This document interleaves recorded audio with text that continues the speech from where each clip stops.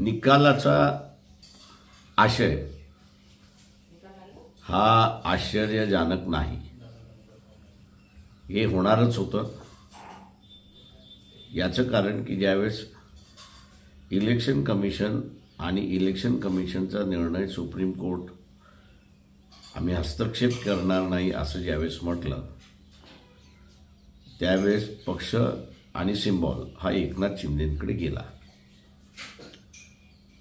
आत्ता जे राहिलं होतं ते फक्त शिल्लक जे आहे तेच राहिलं होतं। शिल्लक काय होतं तर हे क्वालिफाईड आहे की डिस्क्वालिफाईड आहे।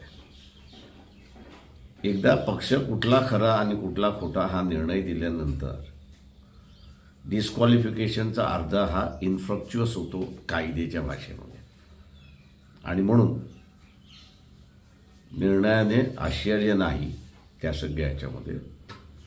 परंतु आमचे मित्र शिवसेना उद्धव गट यांच्या परिस्थितीशी आम्ही असं सिम्पथाईज करतो, त्यांना धीर देतो।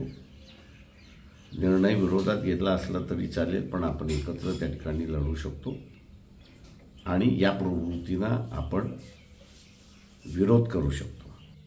या निर्णयाचं गमक 500 + 1000 असं आहे।